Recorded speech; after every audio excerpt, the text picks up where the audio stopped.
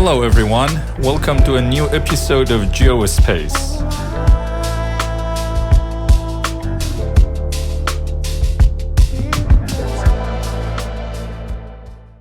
I'm your host Mohammed Salih, and this is the New Regions Biweekly podcast, where we step back from the daily headlines to unpack the deeper political, security, and geopolitical forces shaping the Middle East.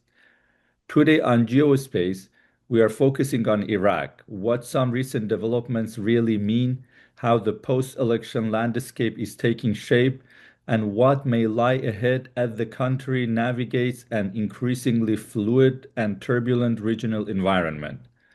Nearly 3 months after the November parliamentary elections, Iraq's political factions are still locked in negotiations to form a new government. On January 24th, former two-term Prime Minister Nouri al-Maliki was nominated by the Coordination Framework, the largest Shia political bloc in Iraq, to return to the premiership. But that move quickly ran into trouble. On January 27th, US President Donald Trump publicly rejected Maliki's nomination in a post on his Truth Social platform, warning that if Maliki became prime minister, the United States would no longer support Iraq and, quote, if we are not there to help, Iraq has zero chance of success, prosperity, and or freedom, end of quote. Shortly after that, reports emerged that the U.S. Special Envoy to Iraq, Mark Savaya, had been removed from his post, with the current U.S. Ambassador to Turkey and a Special Envoy to Syria, Tom Barak, expected to take over the Iraq file as well, an unusual move that has raised fresh questions about Washington's priorities and approach. To discuss all of this, and to help us make sense of Iraq's political trajectory amid shifting regional dynamics, I am joined today by Dr. Kamaran Palani. Dr. Palani is a principal investigator at the Middle East Center at the London School of Economics. He is a leading scholar of Iraqi and Kurdish affairs, with research focusing on de facto statehood, power sharing, peace and conflict dynamics, and the prevention of violent extremism. He has published widely in top academic journals and is the author of Kurdistan's de facto statehood, a new explanatory framework published by Routledge in 2022. Before we get started, a quick reminder, you can find GeoSpace on the New Regions website under the Watch tab, as well as on YouTube and SoundCloud. For wider regional coverage, including our latest reporting and analysis on Iraq, head to www.thenewregion.com. Kamaran, welcome to GeoSpace. Thank you so much. First of all, thank you for your kind introduction, and thank you for the opportunity to join you and discuss these very important developments concerning Iraq, Kurdish politics, and the wider region. Absolutely. Well, thank you and welcome again. Let's begin with the saga surrounding Maliki's premiership. We have just seen the United States, in a very unusual move, of course, openly object to Nouri al-Maliki becoming prime minister again. Is this going to complicate and slow down the government formation process in Iraq, or maybe counterintuitively, is it going to expedite it? This is a very important question to begin with. Let me start with, with giving you my own conceptual and analytical framework to understand the government formation process in Iraq. And as part of the wider process of ethno-sectarian power sharing arrangements in the country, much of the tensions, much of the competition and rivalry has been recently within the communities rather than traditionally between the three major communities. So this government formation crisis, if we call crisis, is again driven by intra-communal rivalries more than rivalries between the Shia Arabs, Sunni Arabs, and Kurds. So this is as a starting analytical point to help us what is happening at the moment in Iraq. And that was expected, actually, in intra-communal rivalries among Kurds, Sunnis, Shias expected. But what has complicated the process, what I termed the government formation crisis, it was the US position and expected Trump tweet that challenged the entire process that has been in place in the country over the past few months. This was kind of unexpected in terms of this was a very direct, very harsh statement. It brought with itself pressure. So at the moment, I can say the chance for Maliki is almost over. But it takes time for the Shia parties, the Shia coordination framework, to come up with a response to the increasing pressures of the United States, because they also need to come up with a solution that does not harm their image in the eyes of the Iraqi base, in the eyes of the Shia audience. But also they need to find a prime minister. They come up with a consensus on prime minister that is accepted by both Iran and the United States. So technically, this takes time. Otherwise, I thought that this government formation process would be less complicated than the previous one. Right. And what does this really tell us about Washington's objectives in Iraq? The fact that the, American president comes out personally and says no to Maliki. How should we read America's objectives here? Is it simply to prevent certain, controversial figures like Maliki from becoming president, or does this mean that the U.S. is really determined to go after Iranian or pro-Iranian, influence networks and actors in Iraq and basically try to, counter this Iranian influence over Iraqi politics more broadly? American officials and diplomats have been trying to categorize their objectives and interests in Iraq into three key sectors. The first one, which is the most important, is to to cut the influence of Iran in the country, including its allies and proxies in the country. So this has been the key theme of their objectives in Iraq. And then the second is to protect the interests and security of their companies operating in the country, specifically in the Kurdistan region. And the third element, which is you don't hear it from officials publicly stating that, but also they want to sustain their troops in Erbil in the Kurdistan region for a few more months or years. So they want a prime minister in Baghdad that does not challenge these three objectives. So they thought actually Maliki would be the kind of prime minister or kind of government that would challenge these three objectives in the country. What was really interesting, a lot of people raised this question: why did this statement or a position come very late in the process?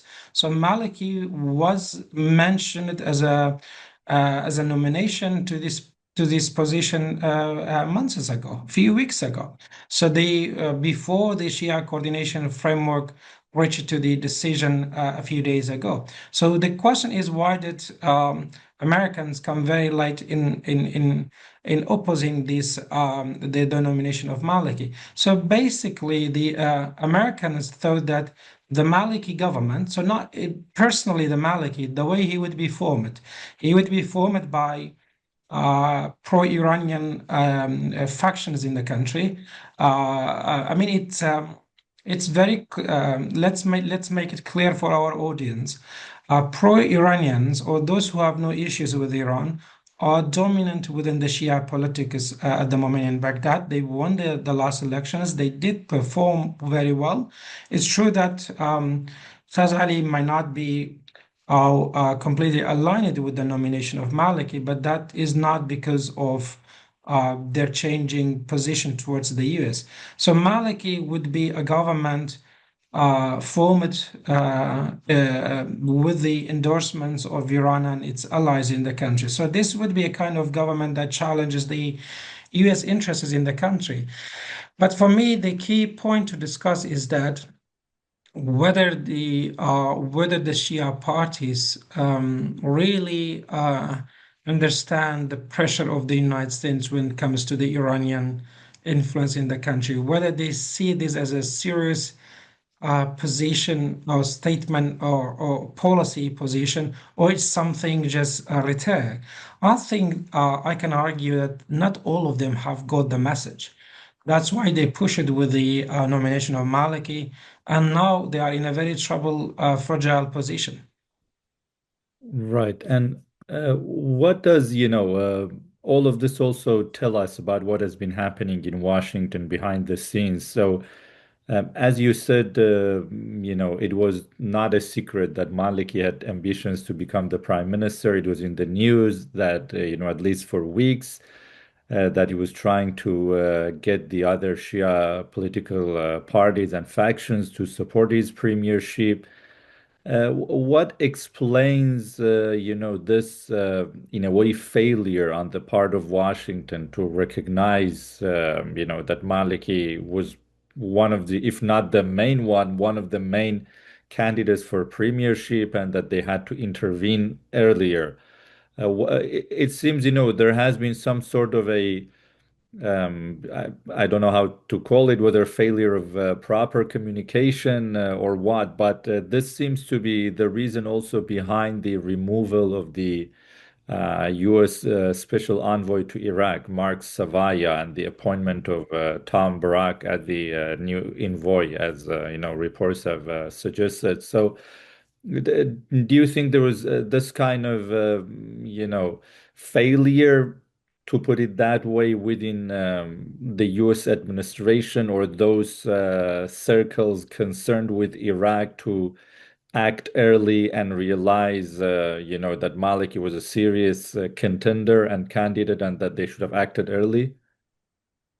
A key or defining feature of the U.S. politics for the Middle East over the past months is that the role of embassies and consulates is almost absent. So the policies are very much dependent on Trump's special envoys to the region. And you don't hear a lot from the embassies, you don't hear a lot from the consulates.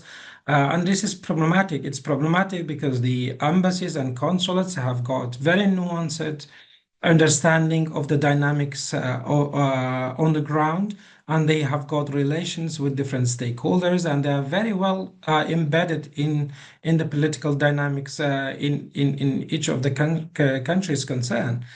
So the reliance on special envoys, I think, is problematic. For me, this is the main explanation for what has happened in Iraq. I'm very sure that the embassy in Baghdad, well in advance, informed Washington about the interests of Maliki and the dynamics for the government formation in Iraq. But the reliance on special envoys is really is a defining feature of the current U.S. policies in the region. And this is problematic for so many reasons. We can expand all of this. I think this is the theory that why Americans reacted to the nomination of Maliki very late. But if we look at the timing of the statement, it's very interesting. It came after President Trump had calls with Erdogan, President Erdogan with Ahmed Shara and others in the region. So the timing really of the statement came after these calls. So there is a question being asked by the domestic audience in Iraq whether this is really the position of Washington, or this is something requested by the regional allies of Trump in the region, Erdogan and Ahmed Shara and others. So these are all explanations at the moment. And in my view, all show or demonstrate the lack of a nuanced assessment of the dynamics on the ground by the current administration in Washington. Right. I think a lot of people would agree, that the traditional and conventional mechanisms and channels of policy formation within the U.S. government are no longer really there, are no longer operating in the way that they used to in the past, with regard to, for example, places such as Iraq and Syria, where the State Department or the National Security Council or the Department of Defense, currently called the Department of War, would usually take the lead in formulating those policies. But coming back to this question of the appointment of Barack, he obviously is already dealing with some very major, crises in the region, in Syria, in Lebanon. He's also involved in Lebanon, and he's the ambassador to Turkey. Each of these portfolios would be really exhausting the energy of, any individual or set of individuals dealing with them. But now he has been on top of all of that, assigned the Iraq portfolio, which is, as you know very well, a very sort of convoluted set of issues and crises compiled on top of each other. But what do you think Barack's appointment, is going to bring for Iraq? Like what his priorities are going to be, judging from what he has been trying to do in the rest of the region so far? Yeah.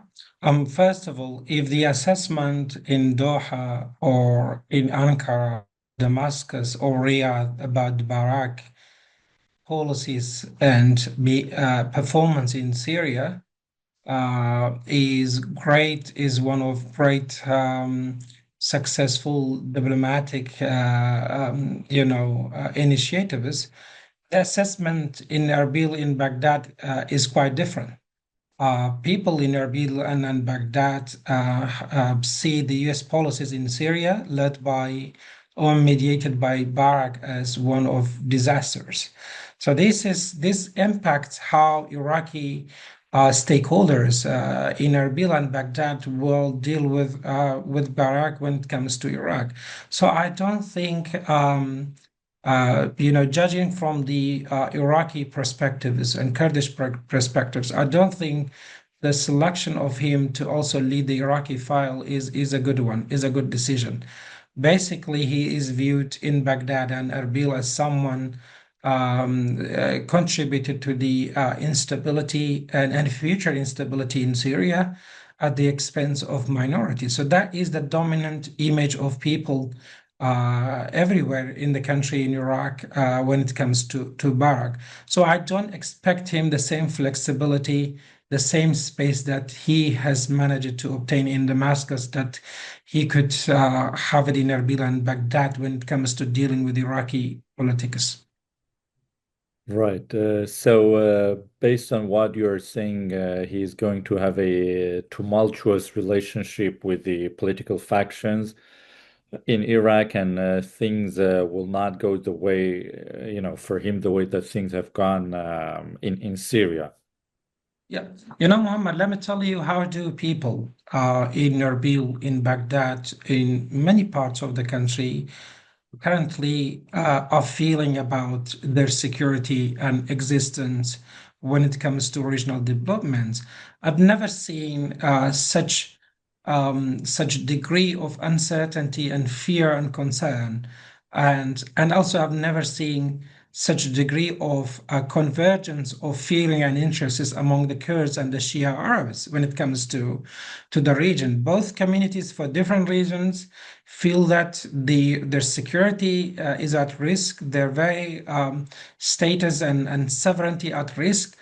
And there is a strong support for alliance between Shia and Kurdish politics when it comes to the region.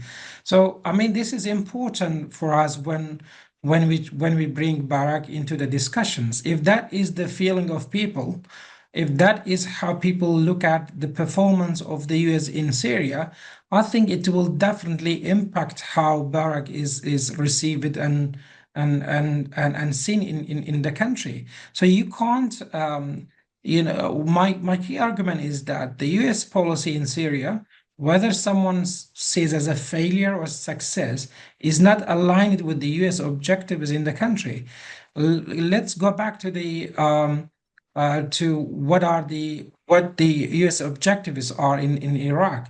As we said, one of them is to reduce the influence of Iranian militias.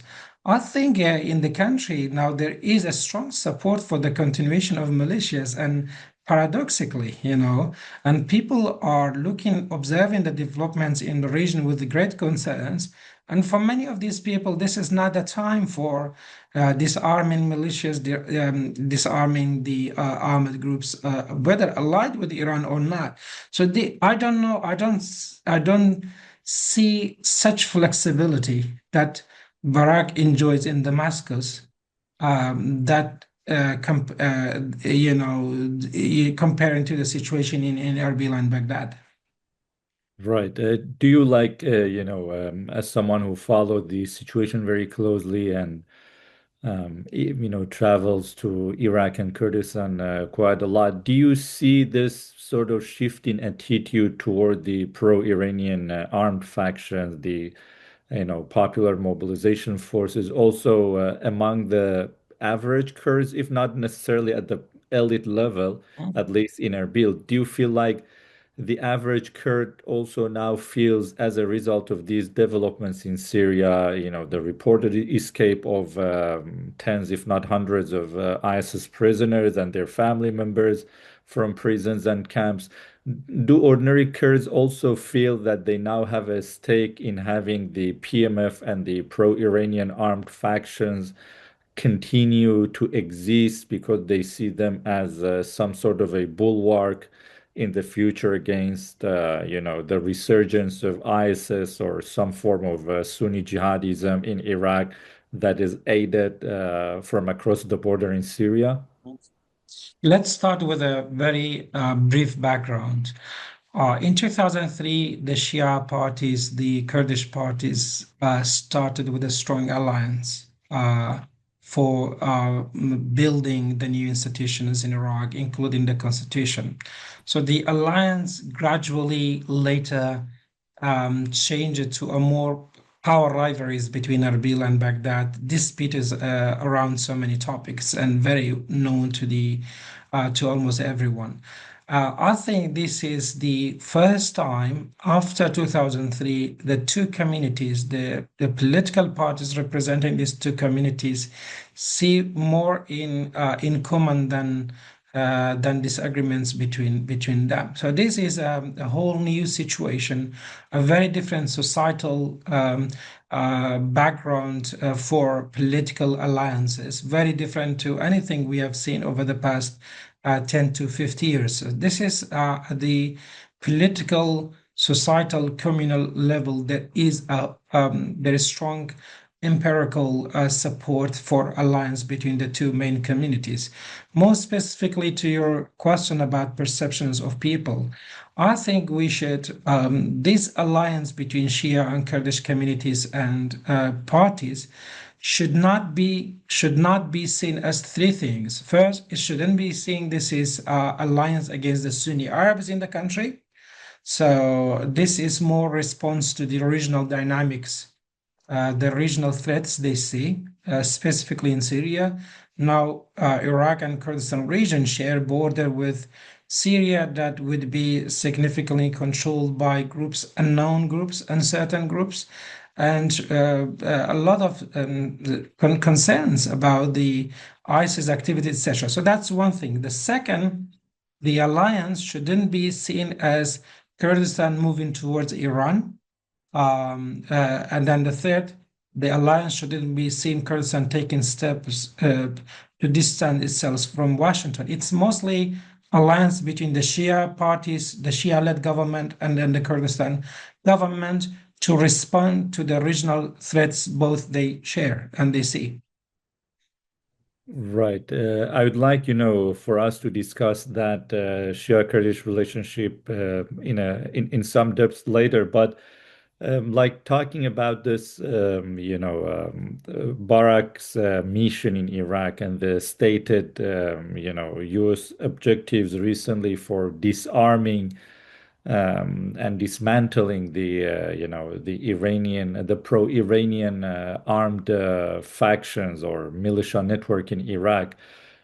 Do you think the US is actually in a position, in practical terms, to be able to achieve this, to disarm, to disband these groups? Or do you think, this is setting the bar too high in a way that might actually bring about more disappointment and more problems down the road in terms of Iraq-US relationship?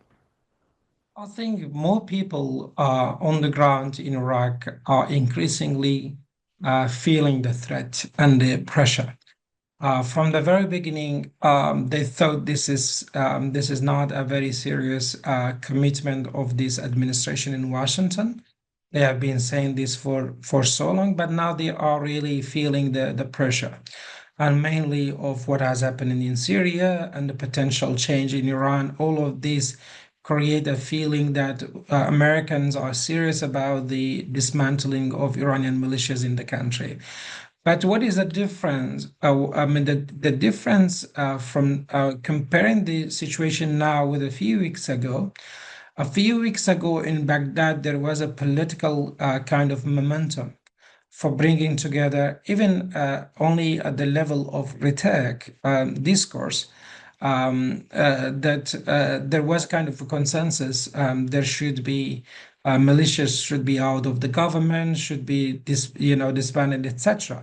At the moment, when the things have changed in dramatically in Syria, there is a different situation. I think it's unrealistic to pressure the Iraqi government and its political parties and the public to dismantle the militias in the country amidst these regional changes in happening beyond Syria. So the in terms of timing, things have changed, and again, this shows the kind of divergence between what US has done in Syria with what Washington wants to achieve in Iraq. So there is a clear divergence and lack of alignment between the policies of the country in these two places. I think if we go back to the traditional tools, what tools the Washington has in Iraq are either direct strikes. I don't think this will bring an end to the militias, or pressuring the government through economic sanctions. I think this is going to be a likely scenario, but this depends on how the government formation takes place. If they manage to present a prime minister who's accepted by Americans, by Trump administration, there would be less likelihood for the scenario of economic sanctions or direct military strikes. But the pressure will be there. And again, it very much depends on how government formation will unfold.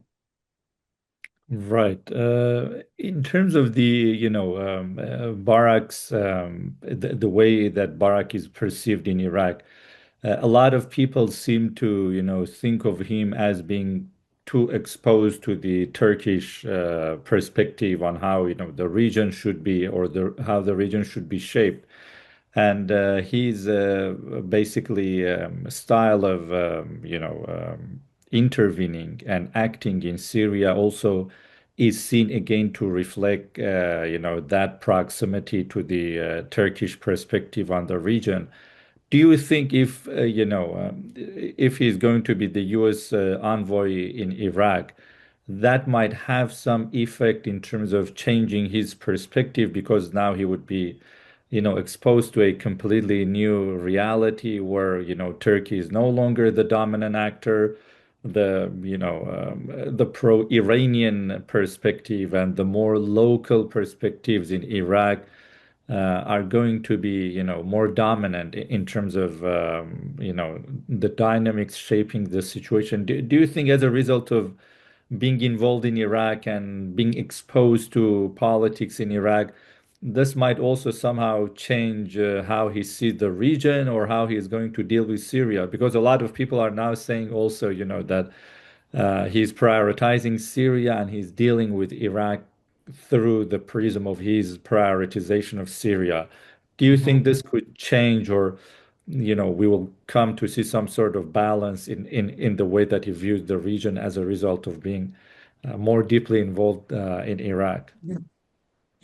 For many people in the region, especially in Iraq, Kurds and Shias, what are more painful than Barak policies in Syria are his statements in public conferences or in media interviews when he refers to the region as being a region not suitable for democracy, for decentralization, for federalism, where he directly and publicly promotes authoritarian systems in the region. And when he refers to the whole region as a region that lacks any idea of nationhood, etc.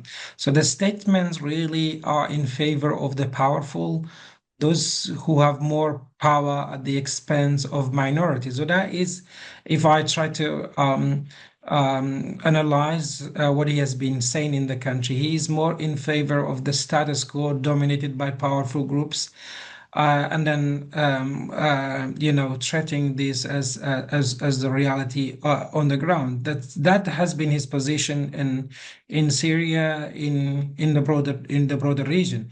Iraq is going to be very different for several reasons. Iraq is a Shia majority country, and significant parts of the population, even if they are, I mean, it's not correct academically and even policy wise to reduce the entire dynamics in Iraq into being anti or pro-Iran. But for the sake of analysis, significant parts of the population in Iraq, especially after what they have seen in Syria, are now either pro or anti or not anti-Iran. So there would be strong popular resistance uh, to kind of policies that he has been promoting in Syria among the Shia population.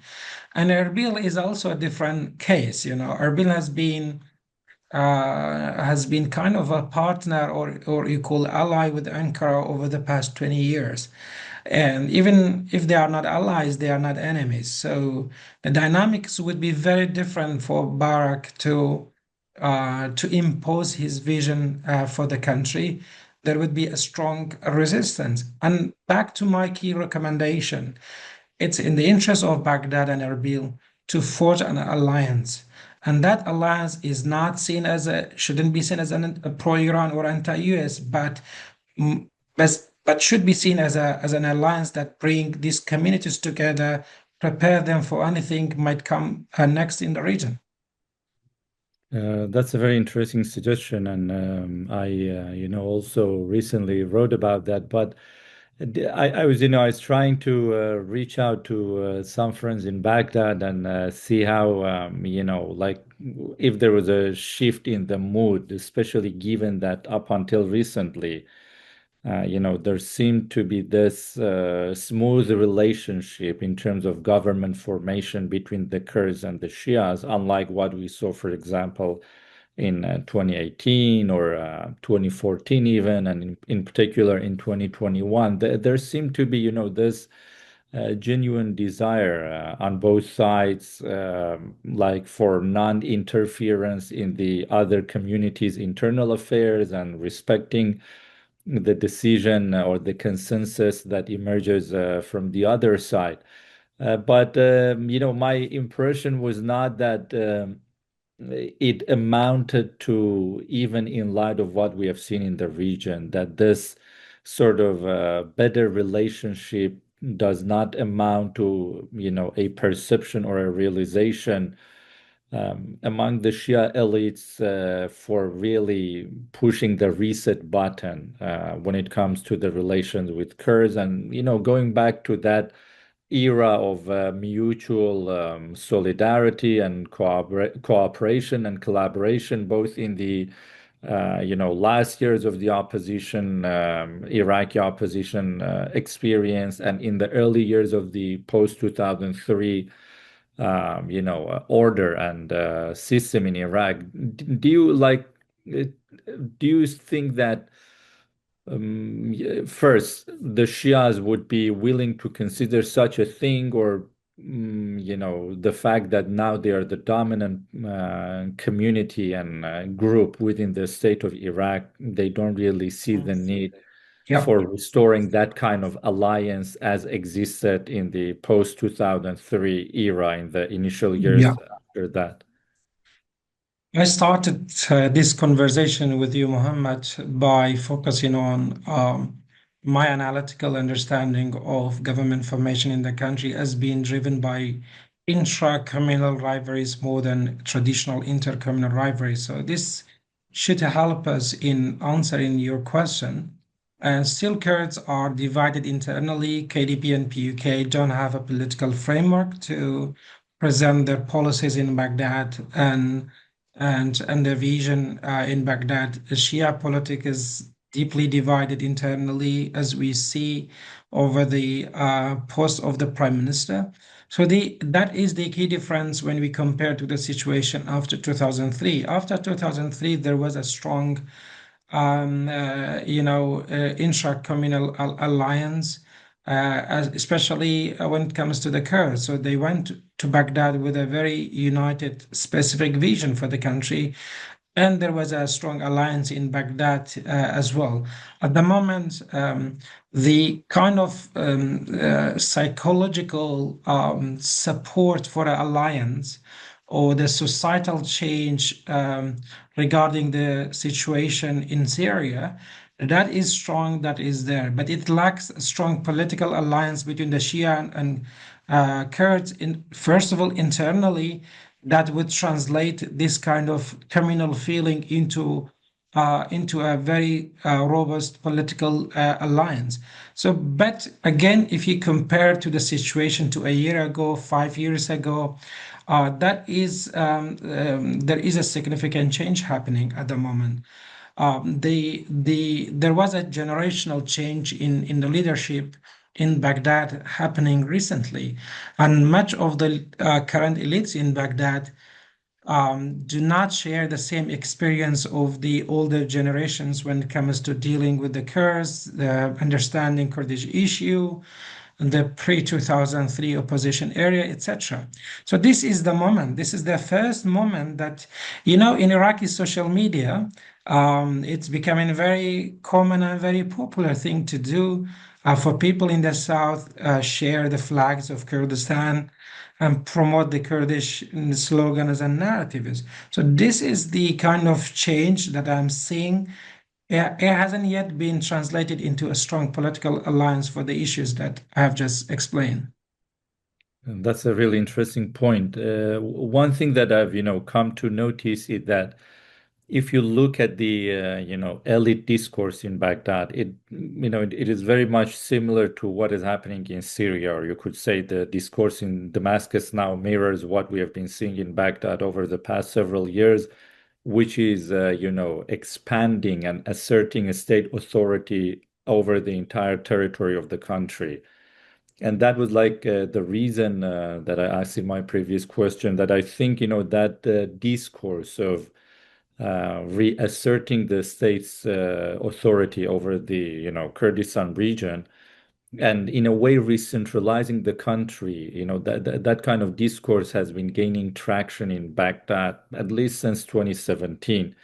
And that it was also my observation from speaking to some friends in Baghdad, that things were really seen mostly in Baghdad from that perspective, that the Shias have basically won now, that now they dominate the state, and that even if currently, things might not go the way that they want, that in the long run, they see it more in their interest to assert the dominance of the state over the Kurdistan region, and not go into some sort of a, more or less equal alliance or relationship with the Kurds in the way that existed in post 2003's early years.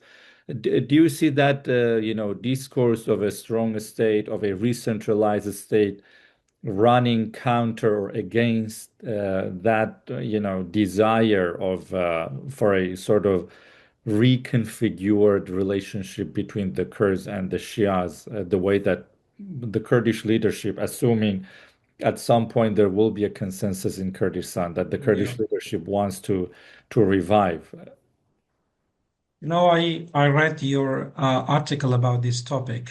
Um, um, but let's be fair and objective. It has taken the Shia elites almost 15 to 20 years to publicly mobilize people by saying that we are the majority and we have the legitimacy to centralize power and to impose our authority in the name of the state. So that is the key difference when we try to compare the current situation in Syria with what we have been dealing with in Iraq. In Syria, even during the opposition time, they were publicly against any idea of power sharing, any idea of decentralization. So that is a key thematic difference when we refer to Iraq. It took them almost 2 decades to say that we are the majority and we have the legitimacy and the right to impose state centralization authority. That is a whole different situation. And traditionally, it has been easier for Kurds to deal with the Shia political parties when it comes to the question of decentralization. Among the Shias, there is still this feeling of they are the minority, not inside Iraq, but in the region dominated by the Sunni Arabs and others. So there is this feeling among a lot of Shia elites. Of course, there is support for centralization among some people, but when you compare the situation with Syria, Iraq is much better place for decentralization and thinking about it if we adopt the comparative level. And that's why I said if we categorize the entire Kurdish Shia or Erbil-Baghdad relations into over the past 2 decades, we would start with strong political alliance shared by past victimhood in 2003, and then power rivalries that dominated significant parts of the past 20 years. I think now it's the beginning of something new.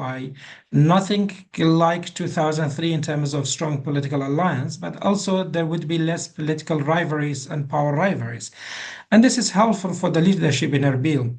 They can use this alliance, revive this alliance to address a lot of their political problems. I'm not trying to be seen as I'm naive. There is no issue in Iraq. Kurdish issue is addressed. Nothing at all. But I'm trying to say now you are in a situation, significant parts of the country, Shia and Kurds, share with each other the same feeling about the region. And this is important to push political parties together. If I follow the media in Baghdad and Erbil on daily basis, there has been less negative discourse towards each other over the past few weeks. And this is the kind of societal elements and conditions that you need when you think of something alliance or partnership. Of course, this is not 2003, but also this is not 2017. Right. Well, that's an excellent observation. If we assume that there is actually at some point that mutual desire and willingness on the part of the majority of the, Shia elites and the Kurdish political elites as well for building a stronger intercommunal political relationship. One major hurdle to me seems to be the, pro-Iran armed groups. And that is, because a lot of these groups, tend to get their priorities from Tehran or align themselves too closely with Tehran, and that would be, at least from the Kurdish perspective, probably going to be a source of serious concern, because then aligning with the Shia political camp as is might also put the Kurds sort of in a corner against the US, which is something the Kurdish political leadership across different parties does not want to sort of be in. How do you Yep. think this Yep. issue of the pro-Iranian armed factions and their political wings and their prominence within the Shia camp Yep. is going to affect any desire in some circles in Kurdistan and in Shia Iraq to sort of move closer to each other, um, and build some sort of a stronger political relationship or alignment or alliance? Yeah. Um, just one day after President Barzani publicly endorsed the nomination of Maliki, we heard that there was a phone call between President Barzani and Tom Barak, where Barak publicly stated that they are not happy with the position, or even if they haven't said that publicly, but they are not happy with the position of Erbil regarding the nomination of Maliki. But this tells us about a situation where Kurds again forced to balance the relations, or found themselves in a situation where they have to balance between different powers without losing agency. So this is the U.S. pressure is strong and is there, and it only came a day after the endorsements of Maliki by President Barzani. But I mean, as I said from the very beginning, the alliance should be seen as alliance between the Iraqi government and the Kurdistan regional government. I think this kind of alliance also helps to address a lot of intra problems in Kurdistan as well, because PUK wouldn't be against such kind of restoration of relations with Baghdad, even if it is not a relationship between KDP and PUK with the pro-Iranian militias. If they have got a strong presence in Baghdad, if they have got a good relations with the Iraqi government led by the Shia parties, indirectly would address a lot of their problems with the Iranian militias. Let's ask this question clearly and openly. What has been the support that Kurds has received over the past years when they have been bombarded by the Iranian militias since January 2020? The answer is almost nothing, zero. There has been no significant political military support. So it is natural for the Kurdish leadership, now compounded by all of the fear about the developments in Syria, to think about a new way of addressing their internal problems. I think if there is a strong relationship, again, not everyone in Baghdad is pro-Iran. Not everyone wants to be seen as anti or pro-Iran. They have got some of the parties there have got their own agency, even if it's not 100% or fully fledged agency. So they can still find a space to forge an alliance. I think if there is a good relationship between Kurds and the Iraqi government, this would help Kurds in responding or dealing with the threats of the militias that, that has been a key issue over the past 5 to 6 years.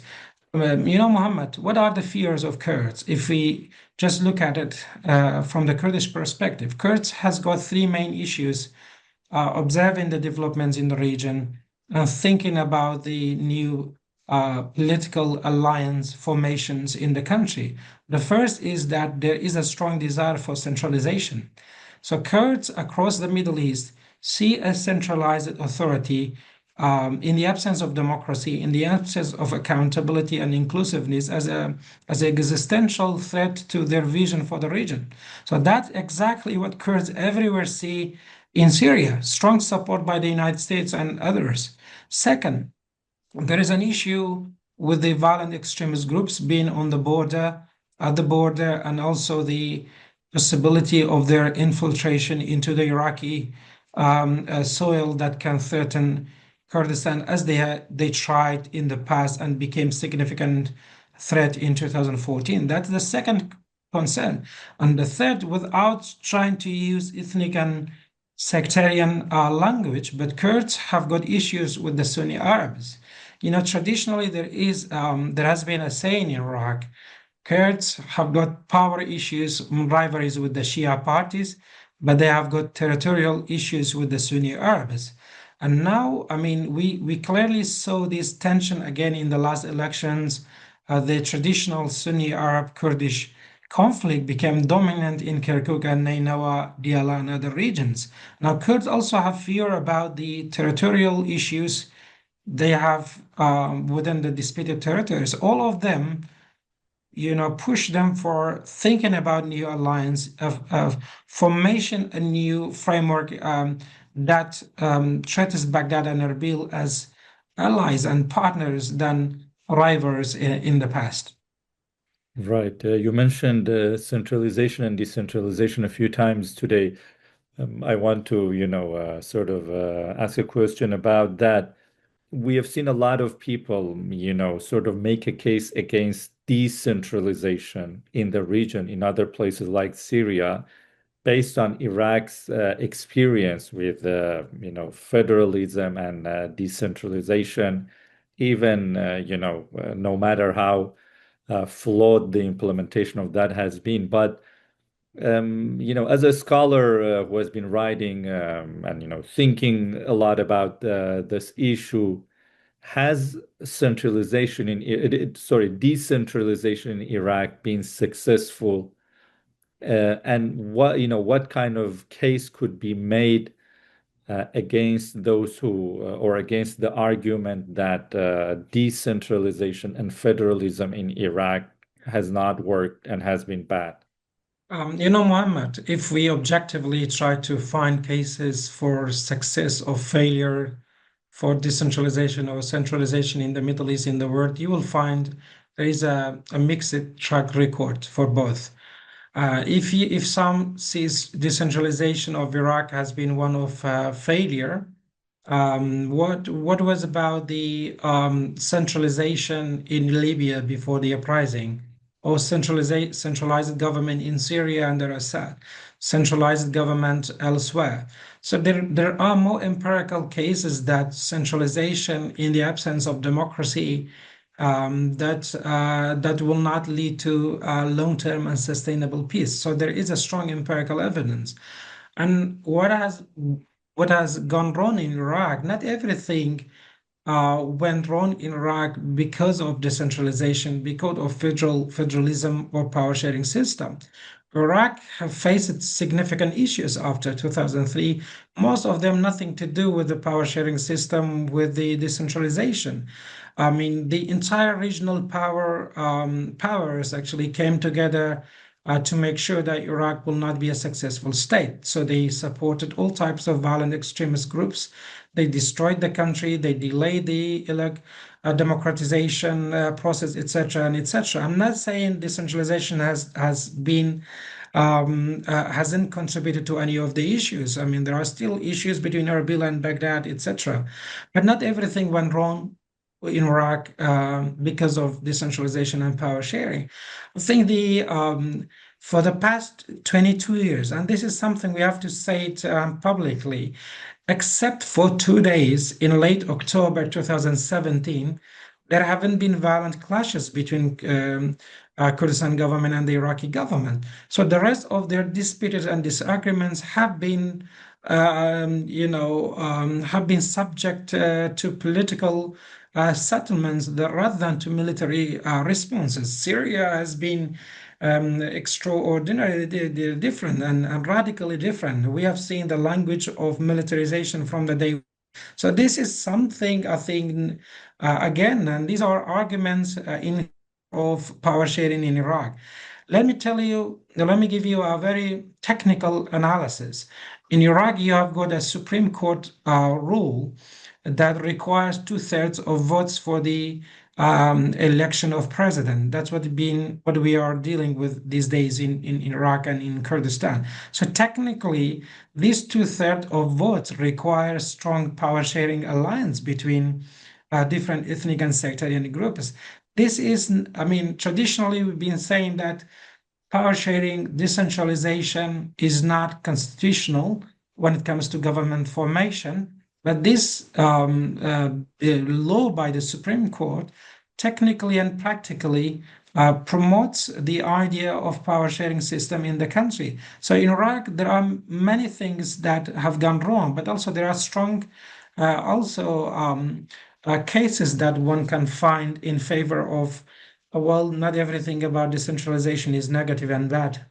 You know, Muhammad, the first thing al-Shara, I think his name was still Jolani, when he came to power in Damascus, he said, we don't repeat the Iraqi muhassasa style. So the entire perception in the region that anything Iraq has is negative. I don't think this is fair. Right. Well, I think, like, let's put aside the academic debate or the academic Mm. side of this debate.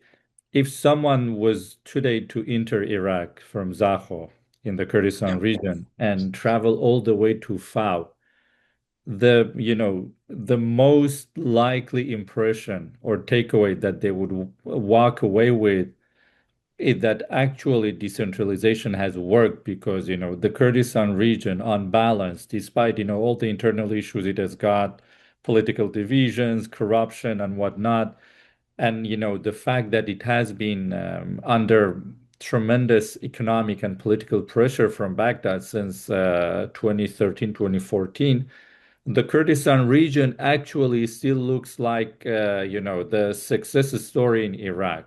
Of course, the other parts of Iraq have You know, improved in Muhammad, recent years as well. I don't interrupt you. I would say I would be a little bit more, strong. I would say Kurdistan region is not just a model for the rest of the country.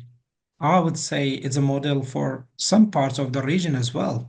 It has been stable. There has been no intra-violence since 1997. So it's almost you have got a whole generation has been living in peace internally.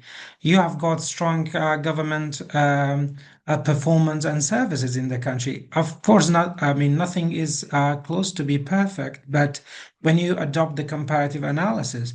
So again, this is important. Over the past 22 years, there, except for 2 days after the referendum, we didn't see violent clashes between Erbil and Baghdad. So this should be seen as something that should encourage people. Right.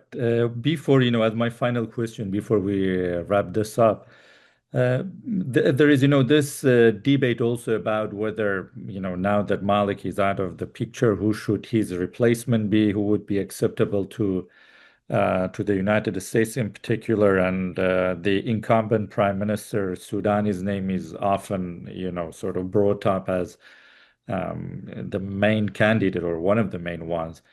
If the US is trying to find someone that is, pro-US or friendly in Iraq, is Sudani that kind of person based on his track record over the past 3 or 4 years? Again, I mean, what the US wants in the country is important, whether they will be happy with Sudani or someone else. I think they want a prime minister to be in Baghdad, al-Sudani or someone else that doesn't first challenge the US military troops on the ground. I don't want to say US has an interest for long-term presence in Iraq, I mean, specifically in the Kurdistan region, but it's something for them is important for now that they are not challenged. So they want to keep their troops at least for some time in the near future. And then the other two priorities, companies, their interests, etc., and then the Iranian influence. So, I mean, anyone is endorsed by the US, in my view, is a kind of prime minister that doesn't challenge these three key objectives of the US in Iraq. So my understanding of the most probable scenario that we would be seeing in Iraq and in Baghdad, Malik's chance is over. but they would be trying to find a formula that would keep their image, but also they would find a prime minister that would be accepted by the prime minister because they cannot afford the economic pressures, economic instability that come as a result of American sanctions or pressure, whatever. So that is what we will be seeing. For me, al-Sudani or someone else, it will be a prime minister that doesn't challenge American interests in the country. All right, that brings us to the end of today's conversation. Before we wrap up, Kamaran, any final thoughts you'd like to share? Oh, I just want to say thank you. It's been a lovely conversation. Well, thank you so much, Cameron. It's been a real pleasure having you on GeoSpace and having you share your insights on Iraq at this, critical juncture, as well as on the broader regional dynamics shaping what comes next in the region. For our listeners, Dr. Kamaran Palani is a principal investigator at the Middle East Center at the London School of Economics and a leading scholar of Iraqi and Kurdish affairs. And to everyone tuning in, thank you as always for listening. We'll be back soon with another episode of GeoSpace.